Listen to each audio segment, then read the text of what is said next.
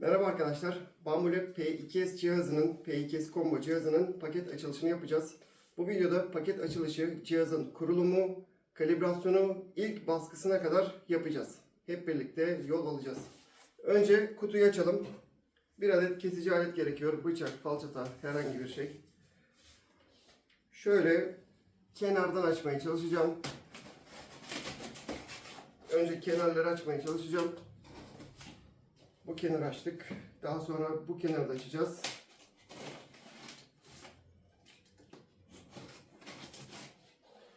Daha sonra bıçağı veya falçatayı yukarı doğru güvenli bir şekilde, cihazın içine doğru olmayacak şekilde şöyle bir hareketle, makasla da yapabilirsiniz bıçak zor olacaksa. Bu şekilde kutuyu açtık. Kutuda bizi ilk karşılayan ne olacak? Kullanma kılavuzu, başlangıç rehberi. Daha sonra neler var ona bakalım. Paketi açtık. İçerisinden sanıyorum yedek parça takım var mı ona bakacağım. Alyan malyan burada çıkacak mı ona bakacağım. Evet, burada alyan, nozul iğnesi, bazı yağlar, yedek parçalar çıktı. Bunu da böyle koyuyorum. Bu kutuda başka bir şey yok şu anda. Üst tarafta. Arkasından üst taraftaki izolasyon koruyucu süngeri kaldırdım. Buraya koydum. Ve geriye sadece cihazımız kaldı. Şu şekilde cihazı çıkarmak kaldı. Cihazı önce biraz daha alt seviyeye koyuyorum. Cihazı koyacağım ortamı boşalttım. Ve poşeti şu iki kenardan biraz toplayıp, zaten üzerinde de bu şekilde uyarı var. Göstereyim. Poşetten tutun kaldırın diyor. Ben de şu an o şekilde yapacağım. Tuttum poşetten kaldırdım. Masanın üzerine koydum. Etrafını 360 derece saran zaten böyle bir izolasyon olduğu için kutunuzda çok büyük bir delik yoksa büyük ihtimal zararsız bir gönderim olacaktır.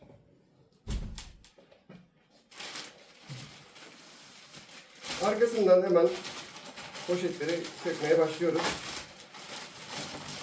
En üst taşıyıcı poşeti yırtarak bu şekilde açtık.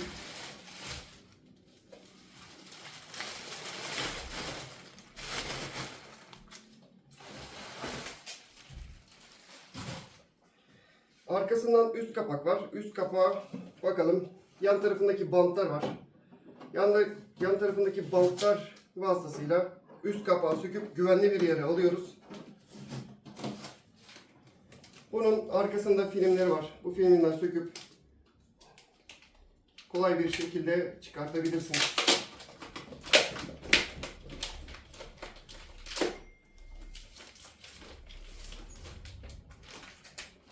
Evet, cihazın üst kapağı. Buraya koyuyorum. Cihazın tepesindeki izolasyonları da söküyorum. Bir tane koruyucu izolasyon çıktı. Burada bir kutu mevcut. Kutuda ne var? Aksesuar kutusu diyor. Buna bakalım daha sonra. Aksesuar kutusundan ne çıkacak? Daha sonra ön taraftaki kapağı sökelim. Ön kapağımızı çıkaralım. Arkasından burada açılış yeri var. Üst kapakta olduğu gibi. Bu taraftan söküyorum önce. Şöyle biraz daha cihaza dik yaparsanız kapağı daha kolay sökülecektir. Ben biraz daha fazla açıyla yaptım. Şu şekilde. Bu iki vidayı sökmemiz gerekiyor AMS'nin kurtulması için. Büyük alyanla bu işlemi gerçekleştiriyorum.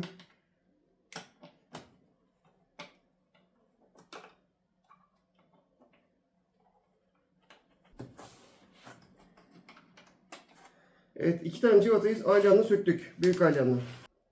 İki civatayı söktükten sonra buradaki süngerleri çıkarıyoruz. AMS'yi çıkaracağız öncelikle. Bir tanesini çıkardık. Diğerini de bu şekilde çıkardık.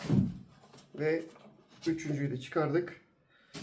Burada da bir süngerimiz var. Bunu biraz daha böyle yana kaydırarak çıkarma işlemini yapacağım. Bu süngeri çıkardık. Şu an AMS'imizi tutan herhangi bir şey yok. Bunu böyle yavaşça çekiyorum. Çok da zor gelmiyor zaten. AMS bu şekilde. AMS ünitemiz burada. Bunun jelatinlerini sökmeye başlayabiliriz.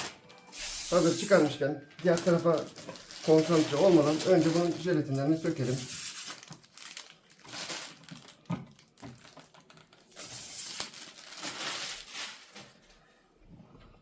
Evet, AMS ünitemiz şu an kilitleri açık zaten. Buradan kilitleniyor. Burası kapağı. Kapağı da şu şekilde kaldırdığınızda içerideki de süngeri aldığımızda ve burayı sökmemiz gerekiyor.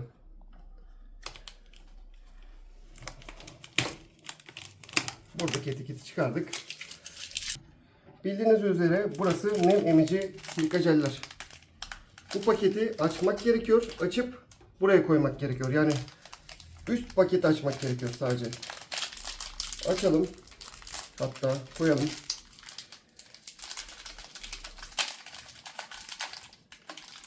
Üst paketini açtım. En dış jelatini içerideki kalıyor. Bunu buraya koydum. Diğerini açtım. Bu filamentleri genel olarak kuru tutmak için, nemini almak için silika jeller. Evet, şu şekilde koydum. Silika jellerimiz şu anda aktif. AMS ünitesini çıkardık, söktük. Şimdi tablayı kurtarmak için buradaki 3 tane kırmızı işaretli civataları sökmemiz gerekiyor. Görmüş olduğunuz üzere 3 tane. İlk başta yanları sökmüştük. Sökmeye başlayalım. Evet, bu dikey vidaları çıkarmak beni biraz uğraştırdı. Ama bir şekilde çıktı. Bu şekilde bunu çıkartıyoruz. Bunun artık işimiz yok. İçerisinden yine büyük ihtimal nem almaması için bir şeyler koymuşlar. Bunu da atıyoruz. Arkasından yan taraftaki köpükleri alıyoruz. Arka tarafta da köpük var. Bunu da alıyoruz. Bunu da yavaşça çıkartıyoruz. Bu biraz daha gergin. Arkadaki vidaya bağlı. Arkadaki vidayı tutmak için, kavramak için. Bu yüzden sakince hafif sağ sol yaparak çıkardık. Bunu yani yan tarafa doğru zorlamayın. Direkt karşıya doğru ufak ufak sağ sol yaparak zorlayın. Arkasından şu içerideki köpüğü alamıyoruz. Bu tabana bağlı. Şu öndeki, şu arkalar tabana bağlı. Yani kalibrasyonunu alacağız bu köpüğü. Yan tarafları çıkartıyoruz. Yukarı doğru biraz kastırarak bunu çıkardık. Arkasından en arkada bir tane daha vida var. Civata var. Onu da gösterelim. Bu en önemlisi. Çok arkada kaldığı için unutulabilir. Burada tablayı serbest bırakması için bunu çıkarmamız gerekiyor. Kargo esnasında tabla hareket etmesin, oynamasın diye yapılmış bir sıkıştırma yöntemi. Evet, daha sonrasında arka civatayı söktük. Şimdi bu klipsleri kesiyoruz. Bir yan keski yardımıyla kesebilirsiniz. Şu şekilde. Burada da şurada bir boşluk var. O boşluktan kesebiliriz. Daha sonra klipsleri söküyoruz. Extruder başlığımızı da bu şekilde ortaya alıp bunu da rahat bir şekilde çıkartıyoruz. Buraya baktığımda şu anda herhangi bir şey kalmadı bu aletle alakalı, bu tarafla alakalı. Bunu geri attık. Şimdi bu kırmızı vidalı millerden, trapez millerden kırmızı bağlantıları sökeceğiz. Şunu hafifçe aşağı indiriyorum. Çok hafif, küçük küçük. Bunu çıkardım. Arkasından buradaki çentikli yerden rahatlıkla çıkarabilirsiniz. P1S'te bunun karşısında da rulman var. Daha destekli aslında. Bunu çok daha gevşek yapmışlar. Bir bildikleri vardır diye düşünüyorum. Evet, kapağı kapattık. Ön taraftaki bantımızı söktük. Artık ekranı ve diğer üniteleri bağlayacağız yavaş yavaş. Ardından şu aşağıdaki bantları da sökelim.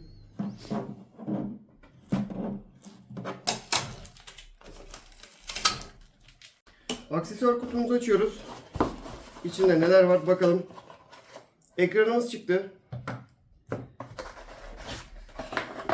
ekranımızı kutusuyla şöyle alıyoruz kenarıya. Arkasından güç kablomuz çıktı. AMS bağlantı kablomuz çıktı. Arkasından makara bağlayacağımız arka aparat çıktı. Ve AMS filament hortumları çıktı. Bu kadar. Bütün aksesuar kutusu bu kadar. Şimdi önce mekanik işlemleri halledelim. Yani makara bağlantısını, spool holder'ı bağlayalım. Spool holder nasıl bağlanıyor? Şurada görmüş olduğunuz gibi kızaklar var. Kızak tarafı çentikli. Bunu buraya geçireceğiz. Şu şekilde tutup kızağından geçiriyoruz. Çok zorlanacak bir şey değil, zorlamalı bir şey değil. Arkasından bu üniteyi, bu tarafı, besleme tarafı buraya bakacak şekilde, bu böyle değil de şu şekilde aşağı doğru ittiriyoruz. Bu biraz kıstırmalı ve bu şekilde halloldu. Gayet sağlam. Evet, geçelim AMS bağlantılarına. Kısa, ikisi uzun. Bir kısa, bir uzun işimize yarayacak. Diğer uzun yedek olsun diye koymuşlar. Diğer hortumumuz burada zaten. Şu şekilde yapıyoruz. Ya da setup'ı en son yapayım. Önce AMS'yi koyalım. Üst kapağımızı kapatıyoruz.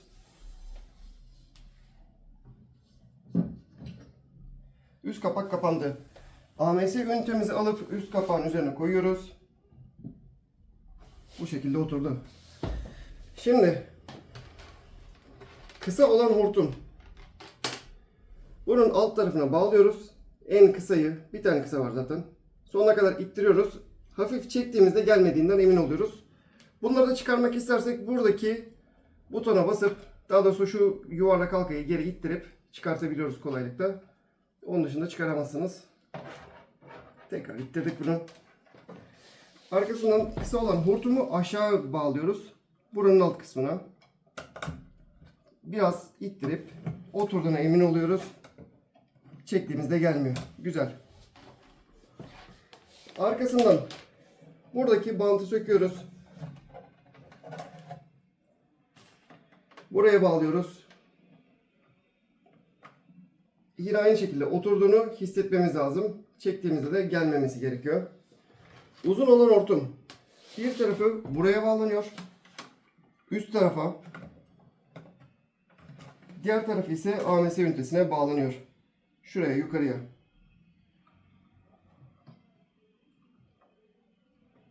Evet, bunu da gönderdik ve gelmediğine eminiz. Sağlam bir şekilde oturdu. Enerji kablolarına geldi sıra. AMS'ye sinyal veren, enerji veren kablo. 6 pinli kablomuz. Birini AMS'nin sol tarafına bağlıyoruz. Bir tane zaten daha doğrusu. Bir ucunu AMS'nin sol tarafına bağlıyoruz. Klips yukarıda kalacak şekilde güzel bir şekilde oturdu. Bu tarafta da yine sol tarafa bağlıyoruz. Klips bu sefer bize doğru bakacak.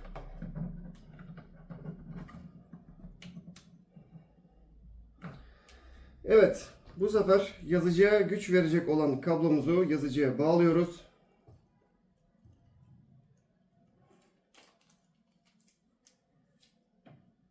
Daha sonra kalibrasyon aşamasına geçeceğiz ve diğer aşamalara geçeceğiz. Hala bir süngerimiz var çıkarmadığımız, unutmayalım. Evet, setup görünüşü bu şekilde. Burayı belki biraz toplayabiliriz aslında. Tamam, kabaca topladık. Her şeyimiz hazır duruyor. Ekranı bağlayacağız.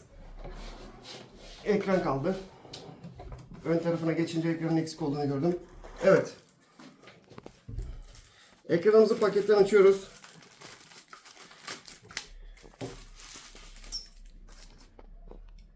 Şu şekilde bir ekran. 5 inç dokunmatik.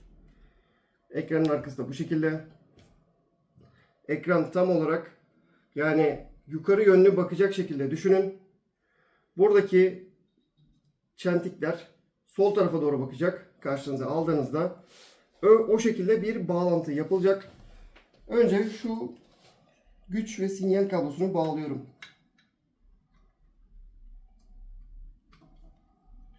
Güç ve sinyal kablosunu oturttum. Şimdi ekranı bağlayacağım. Sol tarafa doğru ittireceğiz biz bunu. Yani Önce en sağ taraflara dayayarak ekranı yerleştireceğim. Bu arada ekrandan güç almayın. Bunu yaparken arkadan güç alın. Ön tarafı sadece böyle hizalamak için yapabilirsiniz. Şimdi sağ tarafa dayadım.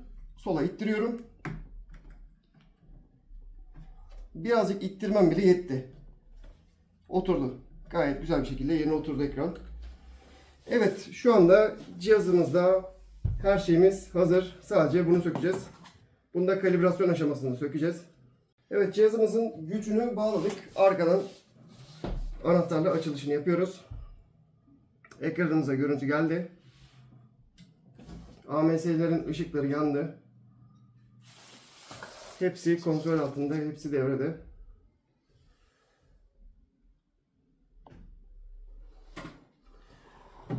Dillerden Türkçe yok, o yüzden İngilizce seçiyoruz. Avrupa diyoruz. Arkasından Wi-Fi'ye bağlamanız gerekiyor. Hemen kendi Wi-Fi'nize bağlanın. Bambu Hindi uygulamasını indiriyoruz.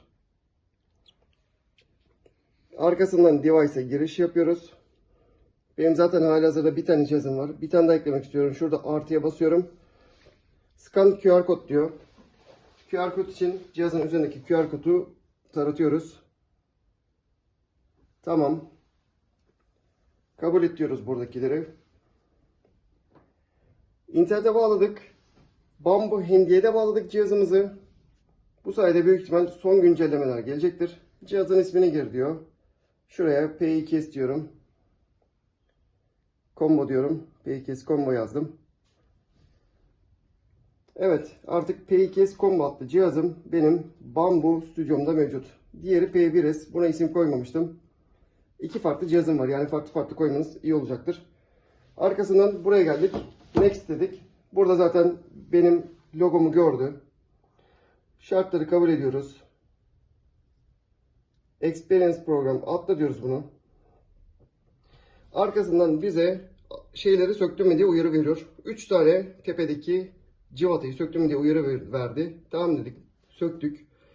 Arkasından kalibrasyon ekranı geldi. Vibrasyon, motor, ondan sonra yatak seviyelemesi. Toplam 26 dakika kalibrasyon sürecek. Buna start diyoruz. Ama hala unutmayın ki aşağıdaki süngeri çıkartmadık. Şimdi onu çıkartacağız. Evet, yatak yukarı kalkmaya başladı. Ben de sakince şu yataktaki son köprüyü çıkarmış oldum. Ve cihazımızda şu anda hiçbir şey kalmadı. Kalibrasyon başladı. Bu kalibrasyonla motor kendini zorlayacak, titreşim kendini zorlayacak, yatak seviyesi ölçülecek. Çok anormal sesler çıkacak. Bu yüzden tedirgin olmayın. Bu gayet normal. Evet, kalibrasyonumuz sonlandı. Get Started ekranı geldi. Bastık buna. Şu anda yapılması gereken şey, önce bir güncellemeleri kontrol edelim. Ayarlara geliyoruz. Daha sonra şurada firmware var, yazılım. Oraya bastık. Yazılımlar, daha doğrusu güncellemeler mevcut. Update diyoruz. Son güncellemeleri indirip o şekilde cihaza devam etmekte fayda var. Evet, güncellememiz bitti. Buradan tamam diyoruz. En aşağıda bir mesaj kutucuğu var. Go to Print Calibration dedi. Fakat ben bunları da seçiyorum.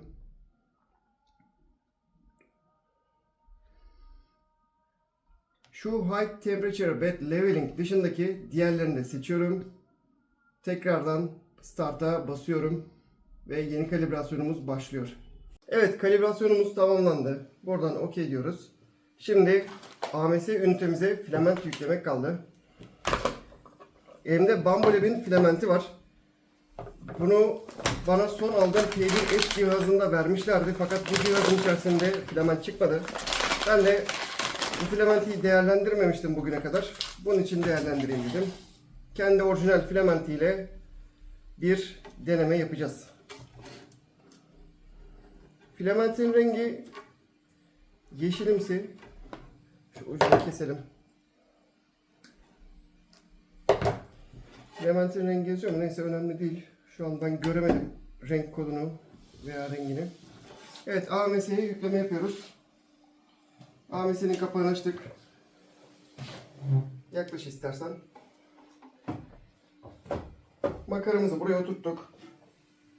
Ve arkasından şu görmüş olduğunuz deliğe filamenti vereceğiz. Ve AMS zaten kendi kendine çekmeye başlayacak. Algıladığı an. Evet.